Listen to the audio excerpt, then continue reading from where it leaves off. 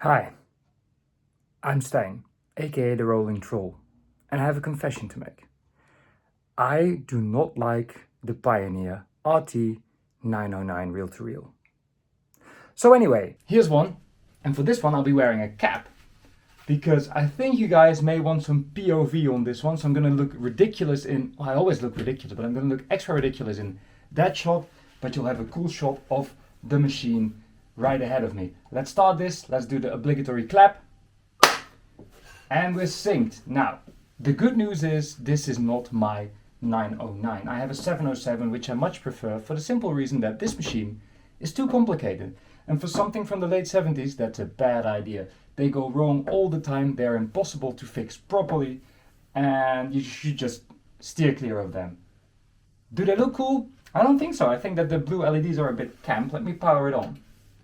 It's a bit much in my opinion, but people like it, and we're gonna test this one. I got this one unfortunately because a friend of mine has died recently. This was his, and he tried to have it fixed many a time, but the last person I know who worked on it said, I don't remember what was wrong with it, but I never got it to my liking. So let's see what he means by that. I'm gonna turn on the computer, so we have a music source for when we want to try recording, but let's try playback first, because I did actually try it in my deceased friend's house, and it seemed to run fine, and the views seem to look healthy. So maybe it's better than we remember. I don't know. Maybe someone else worked on it without me knowing. The tape part is something to get used to. I'm very sorry for the Akai reel and the TIAC adapters. It did come with these adapters that are Revox or BASF adapters with a nice aftermarket whatever you call this on it, but these are wonky. I can't use them. The reels will shake all over the place. So for now we're just gonna use it with the TIAC adapters, which works fine. These need to be up first. There we go. Very smooth indeed. Rewind. Yeah, looks good to me. We go play. Oh, that's not complete as it should be. Did you see that? Wow. Let's ignore that happened. Is there a reel size? It's set to large, so it should have been good. So it has a bit of an issue with too heavy reels. Views are looking healthy. Let's give it a listen. You see the best of intentions and greed. They come without shame. Gotta be careful there because music rights. Let's do one more song, see how that sounds. Count reset works, alrighty. So far, everything seems hunky-dory. So what's supposed to be wrong with this one? Pitch control works.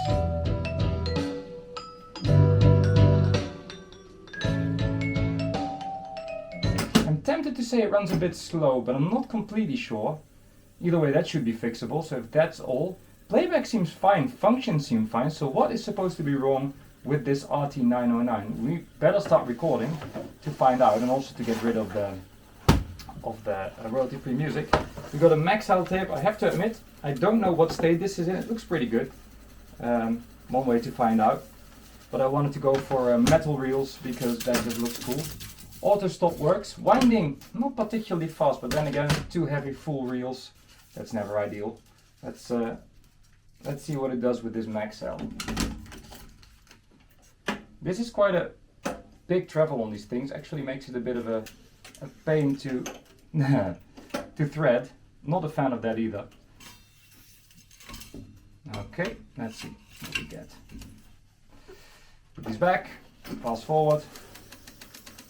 Haven't threaded it very nicely, but we're okay. I don't know what's on this tape. Let's see, something horrible, I presume. Okay, not horrible. I must have used this for testing because that is Mr. Neil Young.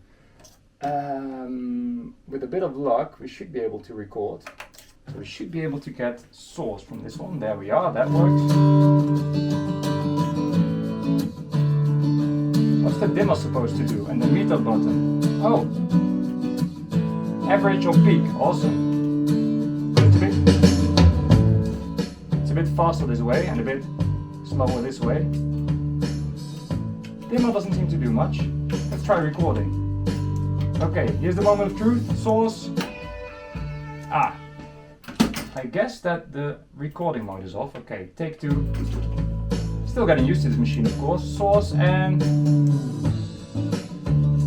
I mean, it's not straight, but it's not bad either.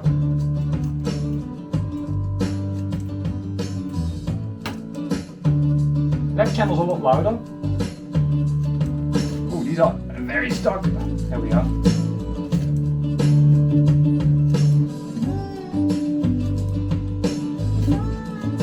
Okay, so we got a slight channel imbalance, but sounds good otherwise. Let's try the lower speed.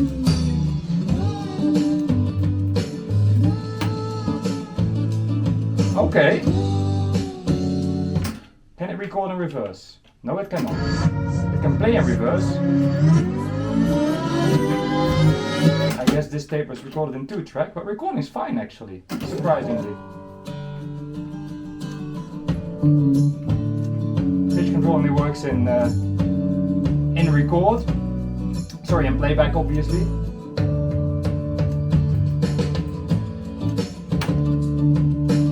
Actually sounds great. Lower speed again.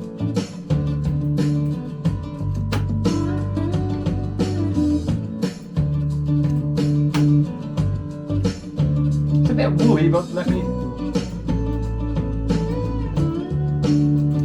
I think it could be a bit better at the lowest speed, but it's not bad by any means. Great at the higher speed.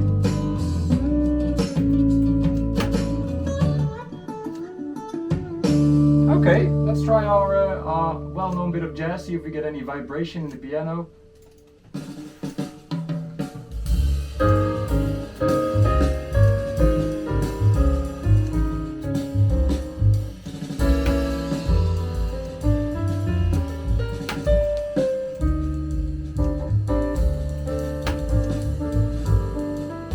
Yeah, with the EQ set like this, it sounds really good.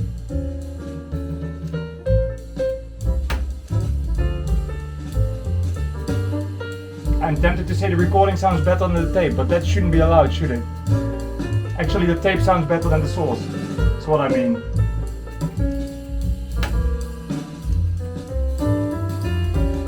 I'm impressed. I still prefer the 707, it just sounds slightly more musical, but this runs fine. What's supposed to be wrong with this? I knew I had it. Sounds nice and tight.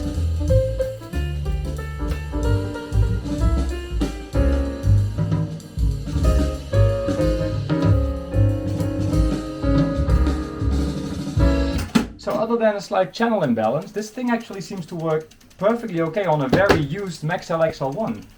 So I'm not sure what's supposed to be wrong with it, but with slight adjustment, and you know, I guess fixing of this dimmer switch that doesn't seem to do anything, but it's just for dimming the display, this thing is a-okay.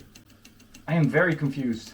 I expected this to sound horrible on recording because apparently something is wrong with it, but someone must have worked on it because it's great.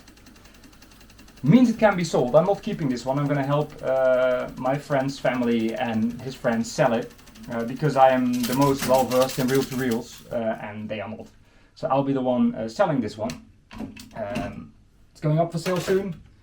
I will give it a good clean and a nice photo shoot, which I will now add to this video because I guess you guys want to see it in its full glory. But yeah, as it turns out, except for some very minor things that you can literally just work around by adjusting the recording balance a bit, this works absolutely flawless.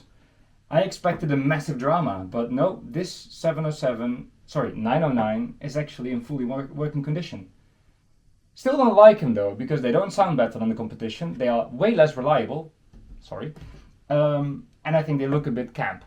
But yeah, I figured I'd show you this thing in action, and I expected more drama, but hey, you guys got to see a 707 play up close, and I'm just gonna show you the photos, and that's it really.